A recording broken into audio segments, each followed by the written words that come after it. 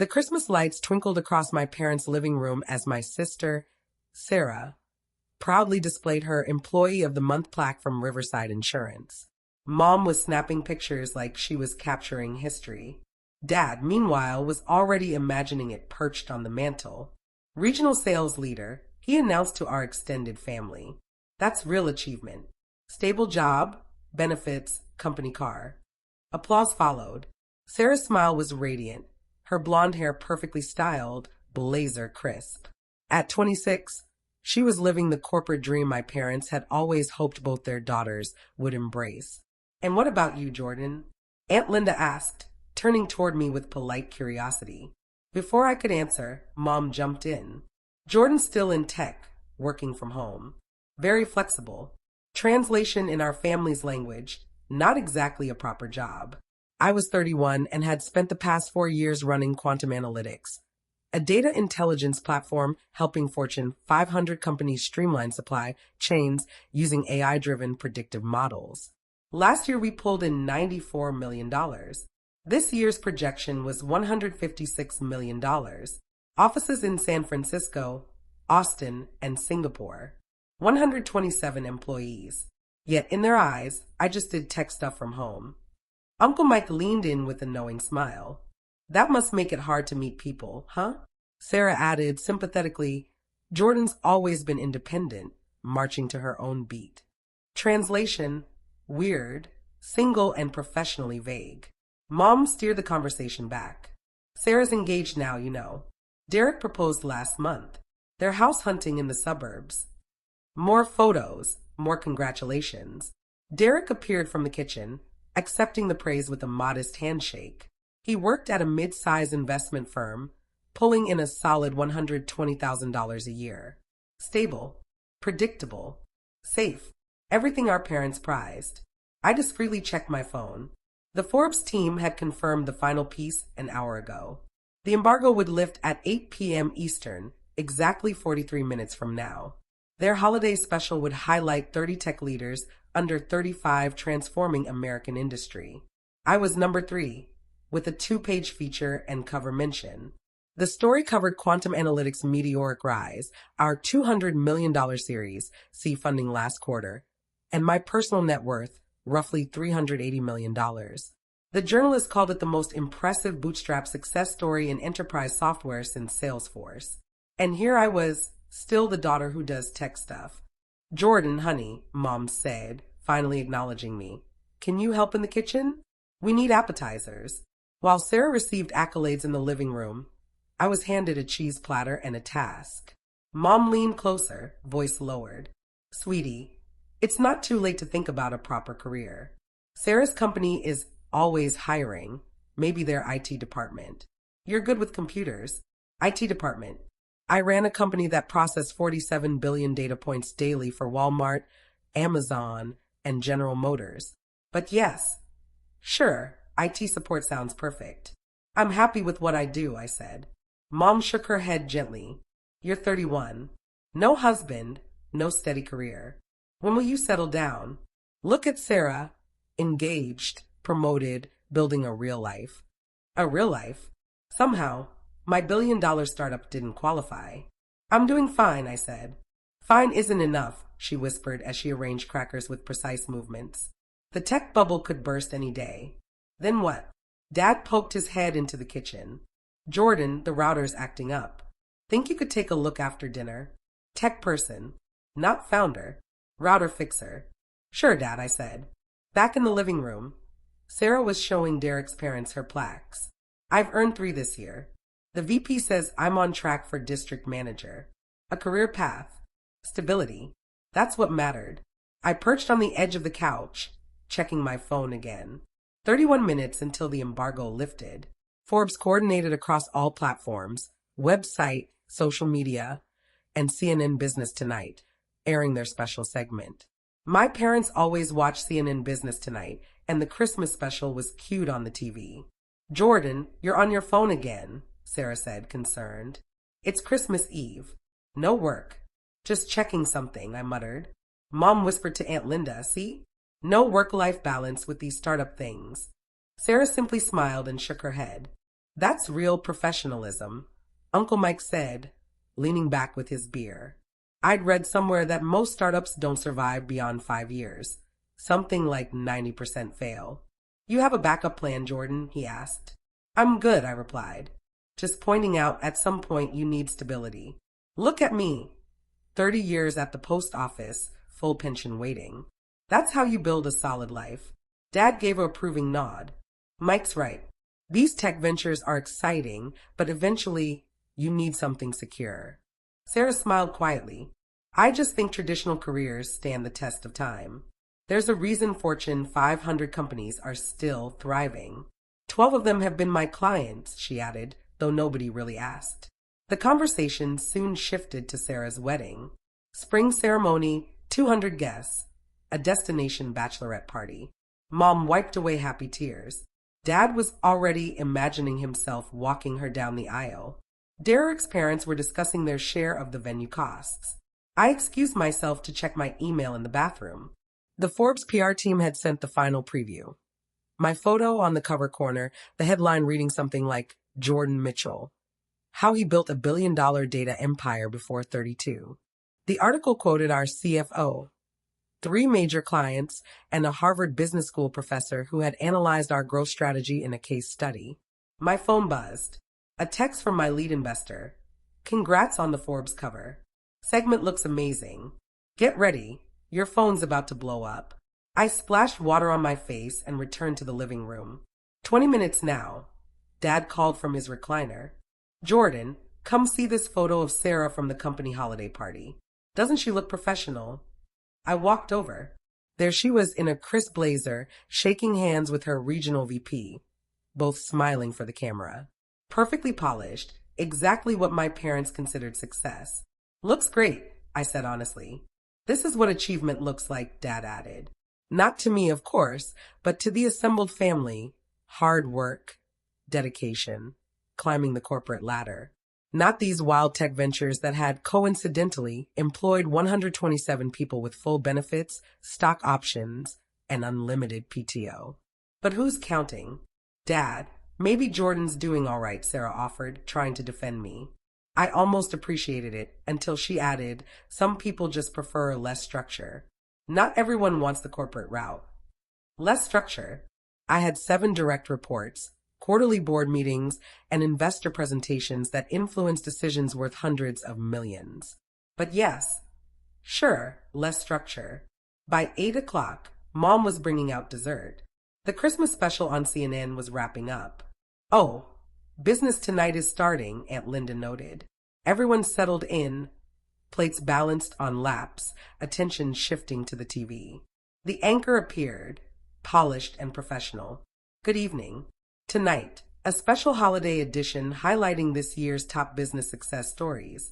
We're particularly excited to cover Forbes' newly released 30 Under 35 list, featuring the young entrepreneurs transforming American industry. My heart skipped a beat as my name appeared on screen. Our top story, Jordan Mitchell, founder and CEO of Quantum Analytics, revolutionizing how Fortune 500 companies leverage artificial intelligence for supply chain optimization. My professional headshot filled the screen. The room went completely quiet. Quantum Analytics had been founded just 4 years ago, and we were already valued at $1.2 billion. Our clients included Walmart, Amazon, General Motors, and over 40 other Fortune 500 companies.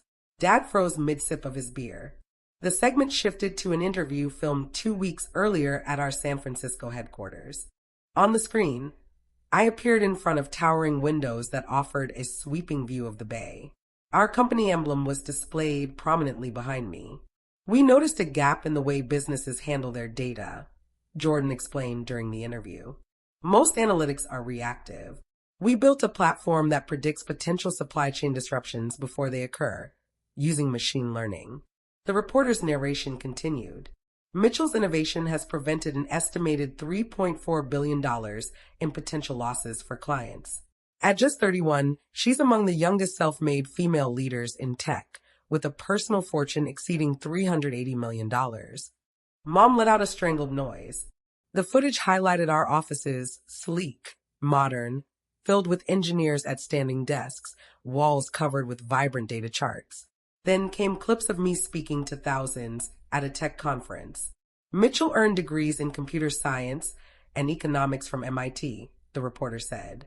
She spent 2 years at Google before launching her own venture, initially funding it with $50,000 in savings and creating the first product in her San Francisco apartment. The apartment her family insisted she leave to find a real job. The segment included testimonials. The CTO of Walmart said, "Jordan's platform completely transformed our inventory management. She's brilliant and forward-thinking, making the rest of us feel obsolete." A logistics CEO added, "Quantum analytics is the benchmark. Every supply chain executive either uses it or wishes they could." A Harvard Business School professor commented, "Mitchell's AI-driven approach to logistics is now part of curricula worldwide. She has created a whole new category in enterprise software." The segment returned to my interview. "Success isn't about following a conventional path," I said on camera. "It's about spotting real problems and building solutions that deliver value. Sometimes it means working alone in an apartment at 3 a.m. or taking calls from Singapore while your family wonders when you'll get a real job." I smiled lightly. "But if you trust the work you're doing and it actually helps real clients, the path becomes obvious, even if no one else sees it yet." The reporter wrapped up. Mitchell's advice to aspiring entrepreneurs is simple: believe in your vision, even when others don't. With quantum analytics projected to exceed $200 million in revenue next year and plans to expand into Europe and Asia, her vision is clearly paying off.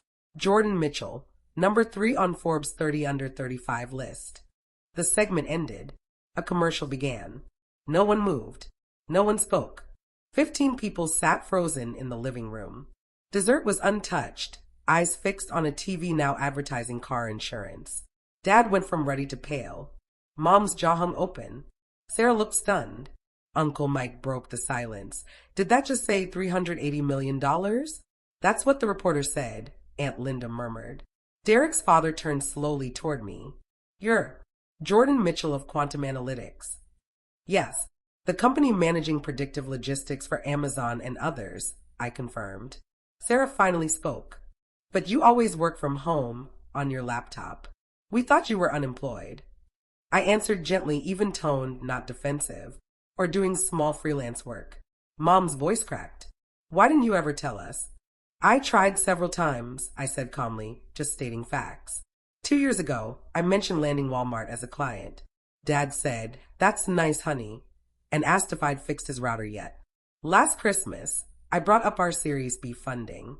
Mom interrupted to ask when I'd get a job with health insurance. The memories hung heavy in the room, undeniable now. 6 months ago, I invited everyone to our office opening in Austin, I continued. Sarah said she was busy with the training. It was a Saturday evening. The launch of our new office had caught national attention. TechCrunch had covered it, and the Wall Street Journal ran a feature. Dad set his beer down, hands trembling slightly. "Jordan," he began, "we had no idea. You could have asked, investigated, tried to understand. Instead, you made decisions about our lives without ever looking deeper." "I know," I replied quietly. "I could see why you assumed I was struggling. It was easier to accept than the thought that I might have succeeded in ways you didn't understand." I looked around the room. "I never needed you to grasp the technology. I only wanted respect for the fact that I knew what I was doing. But you never asked. You never acknowledged what I had built." Mom interjected softly, "It's not about the money, Jordan." I shook my head. "It isn't about the money. It's about the work, the problem I solved, the company I created. Look at the screen. 127 people have jobs because of quantum analytics. 43 Fortune 500 companies rely on our platform. That's what matters, not my bank balance." Uncle Mike cleared his throat. "When you said you were checking your phone earlier, I realized you were tracking the Forbes article before it went live. You didn't tell anyone, though." I paused, letting the silence settle. "I wanted to see if this time you'd truly listen." Derek's mother whispered, "We're impressed. Perhaps we judged too quickly." "You did," I said, "because I didn't fit your definition of success. Sarah has her corporate job, a fiancé, a house. You understood her path. and celebrated it. My work? You treated it like a hobby. Sarah's eyes welled up. Jordan, I'm sorry. I didn't realize. I'm not angry, I said. You followed what made sense to you. But all of you assumed I was wrong because I chose a different path. Dad stood, voice firm. Sweetheart, we've always been proud of you. No, I countered. You're proud now that CNN and Forbes have validated me. You only noticed when the Harvard study recognized my company. When I was grinding 100-hour weeks in a tiny apartment, when investors doubted a woman could run a tech firm, you were worried, not proud. Where are you going? Mom asked. Back to my hotel, I said. I leave for Singapore tomorrow for client meetings. I came tonight because it's Christmas. But while you celebrated Sarah's award, you ignored everything I've accomplished. Sarah reached for me. I'm happy for you, Jordan. My achievements don't diminish yours, but you never believed there was space for mine. I opened the door. Cold air swept in. Merry Christmas, I said and stepped out. Before I reached my car, my phone buzzed. Investors, clients, reporters, but the call I answered was from Maria, my lead engineer. Boss, we're watching CNN at the office. You were incredible. I smiled. Thanks. How's the party? Perfect. We reached 100% uptime for Q4. Walmart sent champagne. That's my team, I said, heart tightening. They know what matters. 3 days later in Singapore, closing a $40 million deal. I saw missed calls. Mom, then Dad, then Sarah. I ignored them until I returned home, letting the meetings finish, then finally listened. Jordan, please call us, Mom said. We're sorry. We didn't understand. I've been reading about your company, Dad added. I'm amazed. Come home. Jordan, I was wrong. Please don't shut us out, Sarah said. I didn't respond immediately. I traveled to Tokyo, then Austin. 2 weeks later, I typed in the family group chat. I appreciate the apologies. I need time. I'll reach out when I'm ready. Take all the time you need. We love you, Sarah replied.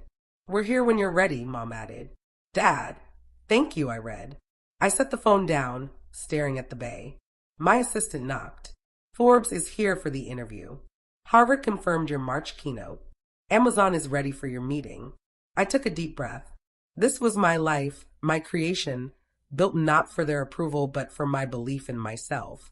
Someday, maybe I'd rebuild the bridges. Or maybe not. Either way, I had companies to grow, people to inspire, and an industry to shape. Send them in, I said. Let's get to work.